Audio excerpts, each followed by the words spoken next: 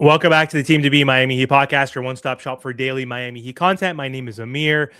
Last night for the Miami Heat was a historic night. The Miami Heat didn't just beat the Denver Nuggets, they exploded for 147 points, tying a franchise record and closing this year, the 2025 year, on a 3-game winning streak. The Heat are now 18 and 15.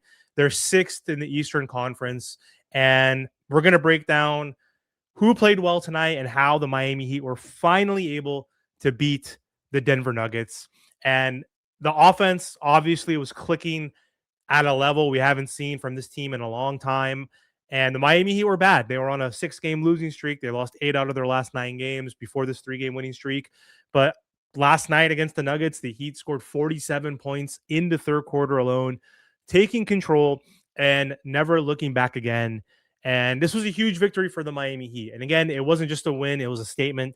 The Miami Heat snapped a 11-game losing streak to the Denver Nuggets at home. So the Miami Heat literally had not beaten the Denver Nuggets at home since 2017, I believe. So almost a full decade. And we were able to finally pull it off. And we did this with a balanced attack. Our bench has been amazing during this win streak. And we had a bunch of guys score in double-digit figures. And yes, I know the Nuggets were decimated by injuries. So, of course, I'm going to take this victory specifically tonight with a grain of salt, and also this 3-game winning streak, because 2 of the other victories were against horrible teams. The Hawks are terrible, especially with Trae Young back. And then the Pacers are the worst team in the East. But still, got to take it with a grain of salt because Aaron Gordon wasn't playing tonight, and we've seen him dominate this Miami Heat team for the past 5 seasons. In the finals specifically, they were just too big, and he would dominate us in the post and was a huge factor in why they won a championship against us in 2023. They also didn't have Cam Johnson, who's been out for a while, who's a new addition to the team. He hasn't been that great for the team so far, but either way, still a solid player.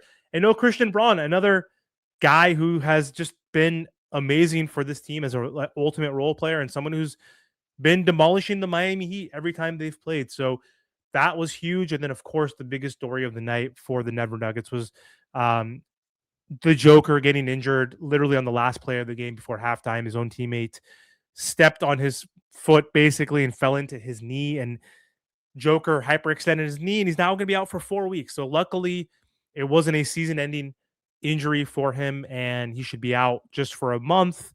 And hopefully, he'll come back better than ever. And I never wish injuries upon even my worst enemies in basketball. So it was unfortunate to see that. But in terms of just the win, a win's a win, and the Miami Heat have been dealing with injuries. Tyler Hero was our best offensive player last year, probably still would be if he's been playing this season, but he's missed 26, 27 games. He's played 6 games total this season. Bam Adebayo has been out. Norman Powell's been out.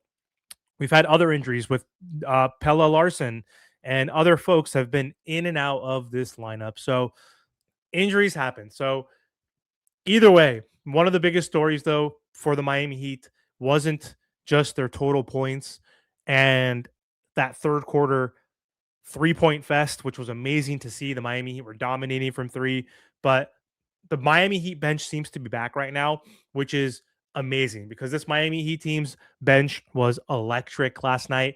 From the starting lineup, Norman Powell led the way. He had 25 points on efficient shooting, but the bench combination of Nikola Jovic and Jaime Jaquez Jr. were the spark that we needed. And these are the guys that we need to step up. And Jaime has stepped into this role. He has bounced back after a horrible sophomore slump. He has been amazing, especially the last few games.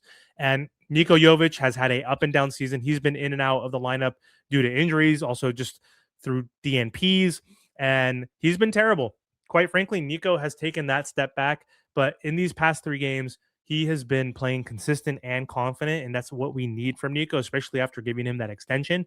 Nico specifically scored 22 points in one of his best offensive outings in a long while. Jaime Jaquez also added 20 points, but also 11 assists. That is a huge new wrinkle in his game. And if he can improve in those areas and also fill up the stat sheet, not just in terms of scoring points in the paint, but rebounding, getting those assists, getting his teammates involved, and then playing tenacious defense, running that second unit, creating opportunities for everybody around him, but also just attacking relentlessly, getting into the paint. That is going to be huge for us, but it can't be just Jaime off the bench. We need other players to step up. And players like Drew Smith are going to be inconsistent. Players like even Pella Larson might be inconsistent. We need Nico to step up as our 6'10" unicorn off the bench.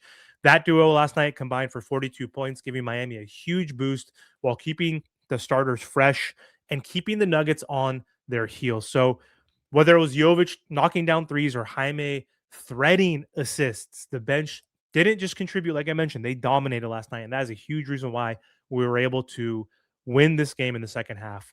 Obviously, losing Joker was a big factor too, but still, this depth though is exactly what the Miami Heat needs to sustain wins throughout the season. Fontecchio is all but gone from the rotation, and now Nico, this is your chance to regain your position in the rotation, take over those minutes, and we need players like Jaime and Nico, but then also Pella, who unfortunately got hurt again with another ankle injury. But we need those three guys to step up and give us that energy off of the bench. And Andrew Wiggins has been playing more so with the bench unit, and that has looked good, and that continues to look good. And we'll get to Andrew Wiggins later. He was amazing last night. He had 19 points, 3 steals, like 3 blocks, like 6 rebounds. He was amazing. But going back to Jaime Jaquez, he has been on a tear this season. Last night was one of his most complete performances to date. He did finish again with 20 points, 11 assists. That's elite production from your sixth man coming off of the bench. And what makes Jaime so valuable isn't just the numbers, it's his leadership off the floor. You can see that one off the floor, when he's interviewed, he's hyping up his teammates, he's giving praise to his teammates. But on the floor, he's making the right reads, he's pushing the pace, he's setting the tone for the second unit. He's one of the top paint scorers in the entire NBA. His footwork has been impeccable. He's working on that little turnaround jump shot, fadeaway jump shot, and like that free throw line extended shot. And if he's making those mid-range type shots, that's going to open up his game. He's also on a, I think, 7 or 8 game streak where he's hit at least one 3-pointer too. So he's creating that spacing as well. That could be a new wrinkle that he can develop throughout the season and he could use in the future. So right now, I don't think he needs to focus on taking a ton of threes. He takes like 2 a game. I think that's fine.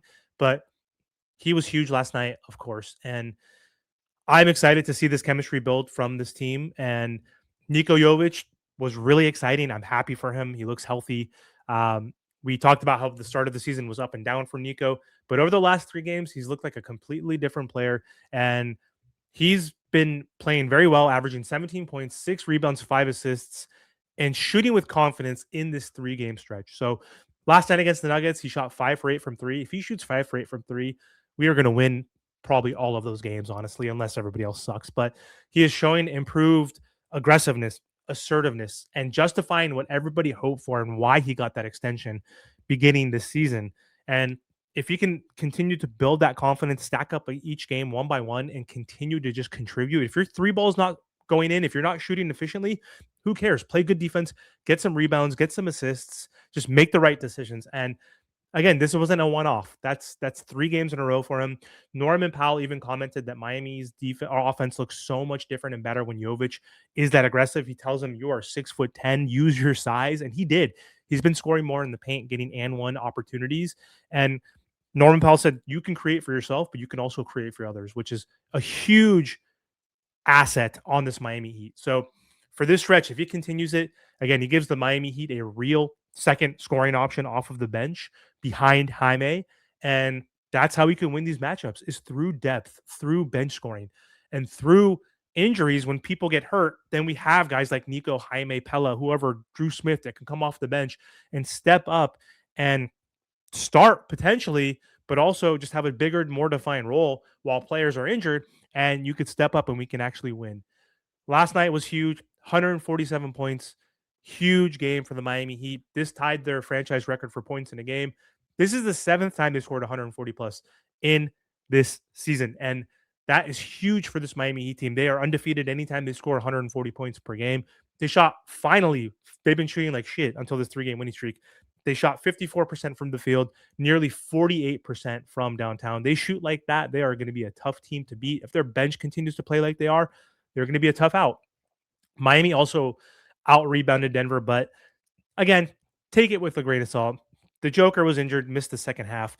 Aaron Gordon, who's killed us on the boards, who's also someone that gives them size, and is a very good offensive rebounder, wasn't playing either. So, and Christian Braun, even for his size, he's a very good rebounding type guard, especially on the offensive glass. But Miami out rebounded them and crushed them in the second chance opportunities, and they were showing confidence and dominance, which I like to see. So, after the ups and downs of this Miami Heat team, the ups, we started 14-7, then we lost basically 7 games in a row, whatever it was. The Miami Heat are finally now trending in the right direction. They're playing more consistently. They're sharing the ball and they're scoring at a historic clip when it matters. So this pace is back up. They went from 6th or 7th in points per game back to number 3. They were number 1 for the first few weeks of the season.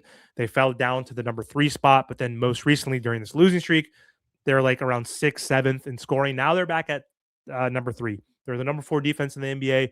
So defense is still going to be their calling card. But if their defense can be accompanied by offense like this will be huge. So going forward, Jovic, if he can continue to build his confidence, this will be a huge sign for this Miami Heat and how they can turn this season around. If Jaquez can continue to make big time plays off the bench, both in the rebounding category and playmaking category, and get those points in the paint, that's going to be huge. The bench is legit going forward. If you can continue with this consistency and not fall off like we did for 2 weeks, that's going to be huge. The Miami Heat's offense is continuing to click in the past week. Now, stack this up. It can't just be a good week of offensive basketball. You need to continuously play well, shoot well, create opportunities for your team, play fast paced. And if they can do that, we could be scary good. So if you enjoyed last night's game and tonight's breakdown, make sure to like, comment, share, and subscribe to the channel for more Miami Heat content. Thank you.